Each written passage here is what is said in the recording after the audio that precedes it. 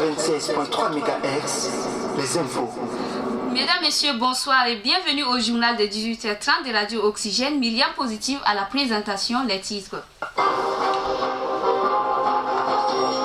44 présumés éléments de la secte Boko Haram arrêtés au lac Tchad et transférés à la prison d'Amsinene sont retrouvés morts le 18 avril dernier. Une situation qui fait réagir le secrétaire général de la Convention tchadienne de défense des droits de l'homme, Mohamed Ahmad Nour Ibedou. Vous l'attendrez dans cette édition.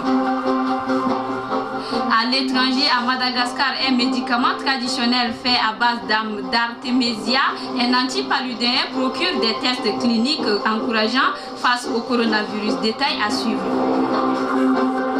Et puis, vous suivez vers la fin de ce journal l'invité de la rédaction, Abdelkerim Yacoub Koundougoumi, qui vous parlera de son entrée comme chercheur associé à l'Institut Prospective et de Sécurité en Europe. Voilà pour les titres. Bonsoir et bienvenue à tous. Ouvrons ce journal par cette information. En bref, après 8 mois passés à la maison d'arrêt d'Amsinene pour l'affaire l'opposant à l'ex-ministre de la Santé publique Toukta Bogena, notre confrère, le directeur de publication du trimensuel Salam Info, Martin Unoua Doulgué, a été libéré ce matin. C'était lors de son procès en appel à la cour d'appel. Les autorités tchadiennes ont annoncé la mort en prison de 44 éléments de Boko Haram le 18 avril dernier. Pour Mohamed Nour Ibedou, secrétaire général de la Convention tchadienne de défense des droits de l'homme, ce sont des détenus de droit commun qui ont trouvé la mort dans la légion de la gendarmerie, numéro réputé pour des traitements dégradants. Il est joint au téléphone par Adolphe Bayrako. Cette légion de gendarmerie numéro 10 est réputée porteuse des éléments qui violent systématiquement les droits de l'homme. Quand nous avons appris ça, nous avons aussi pensé à des actes de maltraitance. La version officielle est arrivée après. On nous dit que c'est des éléments de Boko Haram qui étaient là et qui auraient introduit le site et qui se feraient même à la limite suicider. Moi-même, ils me sont mis à enquêter sur la question. Et il y a certains éléments qui nous amènent à ne pas accorder foi à la version. D'abord, nous avons compris que ce n'était pas, en fait, des éléments de Boko Haram.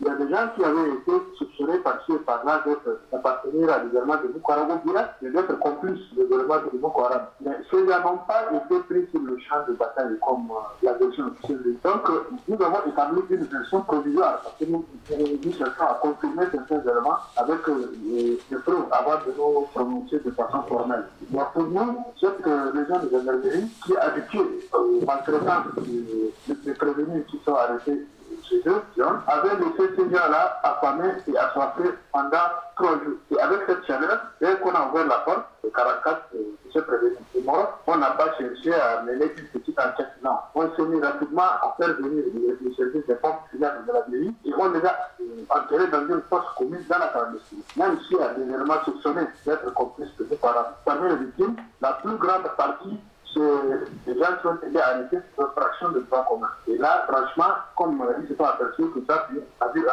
un acte très grave, ils sont paniqués et ils se sont mis à inventer une histoire qui dit que ça c'est des éléments de Boko Haram. Or, en disant des éléments de Boko Haram, c'est-à-dire que même si les gens avaient un peu de sympathie pour les gens là, et qu'on dira Boko Haram, personne ne va plus prêter attention. Natoy Alaringa, porte-parole des partis politiques pour la solidarité, dément toute accusation de vouloir coopérer avec la majorité présidentielle. Il est interrogé par Ndjenad Roger 2. Il n'y a aucun revirement. Ici, c'est dans le cadre d'un collectif qui regroupe les partis politiques de l'opposition et de la majorité. C'est un collectif. Donc ça, c'est pour l'intérêt commun. Mais le M12, c'est un mouvement de 12 revendications. Parce qu'à un moment donné, Déby est en train de sanctionner la population par rapport aux élections qu'il a perdues. Et il fait souffrir la population. Et nous avons dit non, il ne faut pas qu'on se taise. Donc il faut qu'on se tienne debout pour lutter. Nous respectons notre marche. Nous allons marcher. Cette marche est effective. On est en train de préparer d'une manière très sérieuse cette marche. Et ça va marquer l'histoire du Tchad. Et nous sommes en train de prier de telle manière que le coronavirus puisse vraiment s'écarter à l'approche de cette marche. Parce que entre un ami adversaire et un ennemi, le choix est clair. Coronavirus ne connaît pas Déby, ne connaît pas Natoyala. Quand il frappe tout le monde. Donc, coronavirus est l'ennemi de Déby et mon ennemi également. Donc, ensemble avec Déby, nous combattons coronavirus. Une fois finir avec coronavirus, maintenant le match est à domicile. Vous suivrez l'intégralité de cet entretien dans votre rubrique invité de la rédaction de demain à 18h30. Les responsables de la Fédération tchadienne d'athlétisme ont organisé une conférence de presse ce matin à la salle de réunion de la radio Arc-en-Ciel. Conférence au cours de laquelle ils dénoncent les manœuvres du ministre de la Jeunesse et des Sports qui cherche à imposer ses proches à la tête de cette institution. Pour plus de précisions, suivez le président de la Fédération tchadienne d'athlétisme au micro d'Adolphe Bayrako. Le contexte n'est pas approprié vu la situation sanitaire que nous vivons. Les sports ne représentent pas grand-chose par rapport à la situation sociale, sanitaire que la population traverse. Mais dire à l'opinion nationale et internationale que les membres de la Fédération tchadienne d'athlétisme n'ont pas voulu respecter certains textes et ils prennent une décision pour retirer les prérogatives de cette fédération, ce n'est pas normal. C'est le désordre, c'est la confusion totale. Que chacun fasse son travail. Et c'est la somme du travail de plusieurs personnes qui nous donnera un résultat. Le ministère est allé plus loin en demandant au comité olympique de s'approprier de cette situation, organiser une assemblée. Aucun texte de la fédération, du comité olympique ne lui permet de faire ce travail. Le seul rôle du comité olympique, c'est de préparer les Tchadiens à participer aux Jeux olympiques. Et l'olympisme, c'est une philosophie, ce n'est pas une pratique, ce n'est même pas une pratique, c'est une philosophie, c'est un comportement, c'est un agissement. De deux, on demande à une direction de sport de haut niveau, pour venir réorganiser les ligues, alors que les prérogatives de cette direction est d'organiser les sportifs tchadiens à participer à des compétitions de haut niveau au niveau international. Voilà la confusion. Vraiment, c'est une démarche pédagogique. Nous demandons au ministre de s'entourer des gens qui connaissent et de prendre un peu de temps pour écouter les gens qui connaissent. Ça nous aidera à sortir la tête haute. Je suis persuadé que le comité olympique ne va même pas avancer un seul pas pour tenter d'organiser une assemblée générale élective. Nous assistons depuis un certain temps à des appels à l'intérieur du pays où des instructions ont été données pour que les chefs des secteurs de sport organisent les ligues, ce qui n'est pas normal. Nous profitons de cette opportunité pour lancer un appel à toutes les ligues d'être sereins. Rien ne peut nous arriver parce que nous sommes dans la légalité et nous allons continuer à poursuivre nos activités.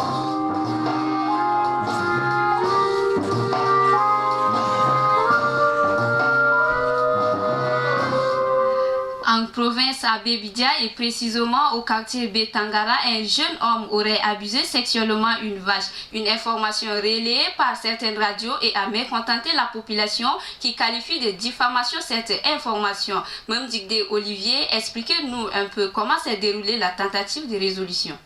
Le maire Maïna Norbert Doussanga, dans son intervention, cite un de nos confrères qui serait à la source de cette information qui ne serait pas équilibrée selon lui. Notre confrère, de sa version, a bel et bien fait le terrain et se rassure ne pas se laisser échapper par sa déontologie. Notre confrère de conclure se dit garant et rassurant de sa dépêche sur sa station mère. Une réaction qui pousse l'Assemblée à rejeter le tort sur certaines stations qui ont diffusé la version déformée de cette information par des correspondants qui auront retranscrit les faits sur les antennes. Selon la vraie version des faits, le jeune homme venu de Miandoum a pénétré dans l'enclos où sont gardés les troupeaux de M. Mbayram. Présent dans la salle et prenant la parole aussitôt, Mbayram avoue avoir surpris le jeune homme chez lui, mais qui a pris sans toutefois nous clarifier ce que fait le jeune homme. Des interventions de part et d'autre de l'assistant qui accusent certaines radios d'avoir humilié les natifs de Bédéga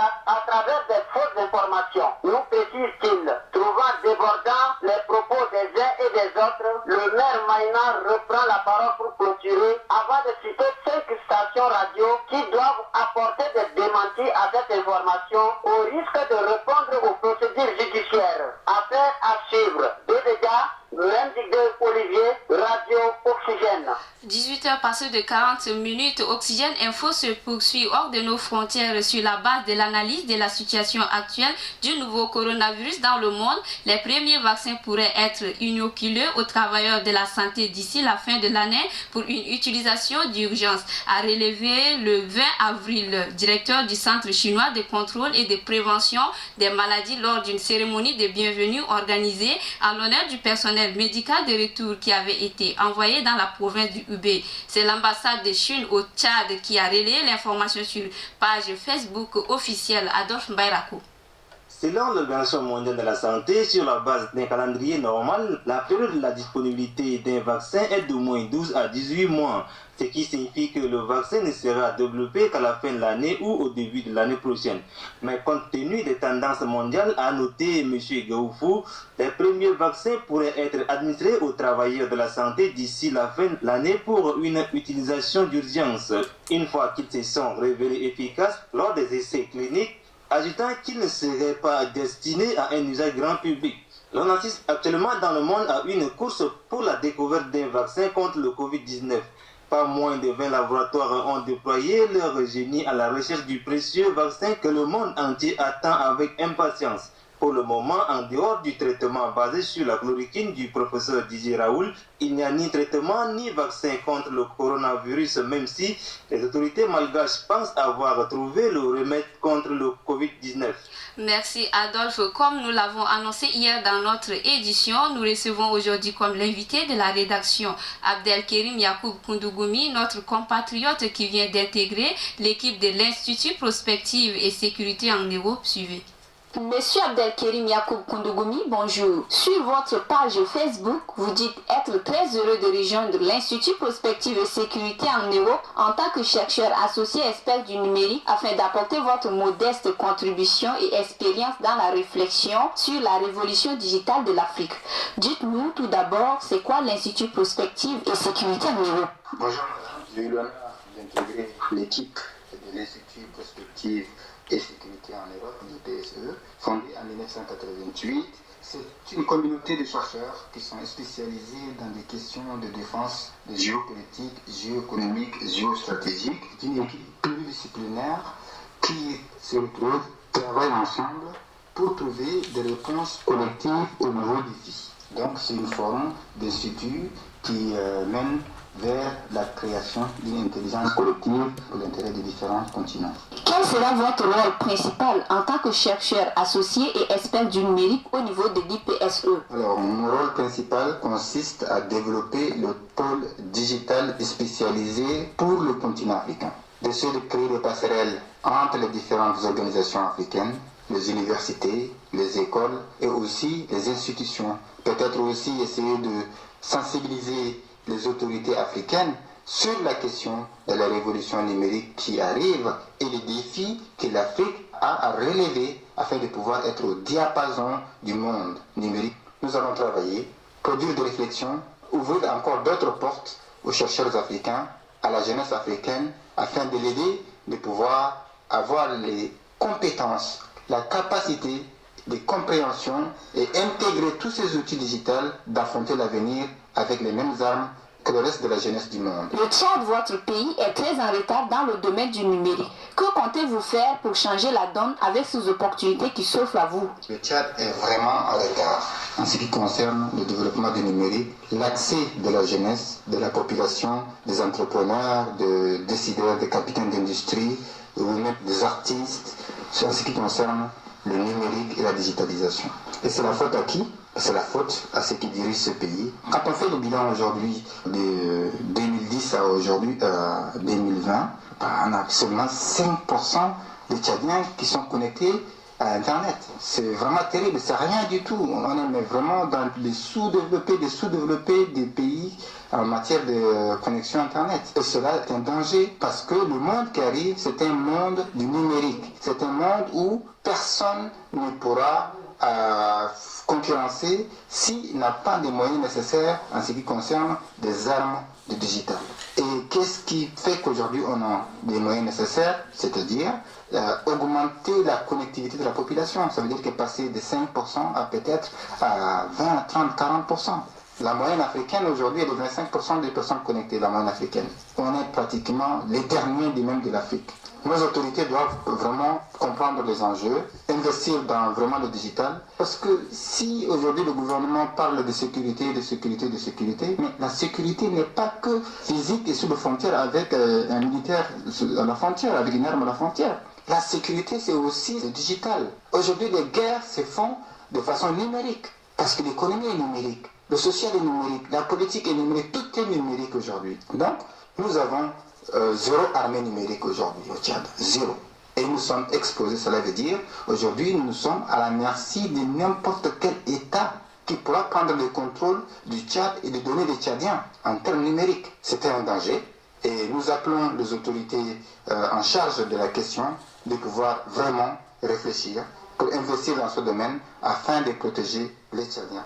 Moi, de mon côté, avec l'opportunité que j'ai, je ferai de mon possible de pouvoir mener des réflexions. Peut-être nous produirons des documents qu'on mettra à la disposition de toutes les autorités africaines pour que la question du digital et du numérique puisse être une question primordiale dans la stratégie de développement de nos États. Avez-vous un dernier message à adresser à nos auditeurs? Le message que j'envoie aux auditeurs et auditrices de la radio Oxygène, c'est de les encourager, surtout en ces périodes de pandémie et de coronavirus, à se protéger. La vie, la qualité de vie des Tchadiens sur le plan international ou même au niveau continental est inacceptable.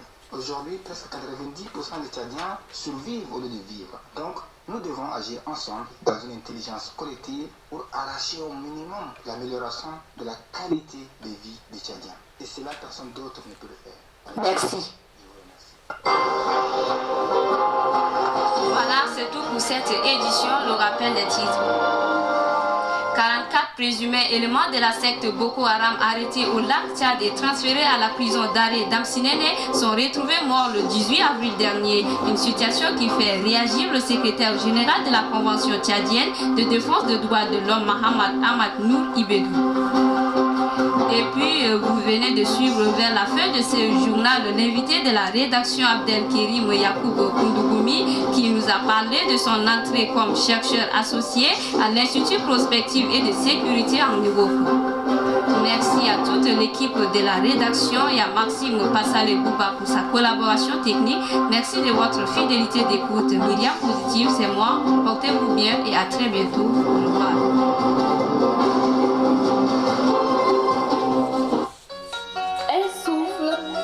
Radio, un développement Oxygène. 96.3 FM.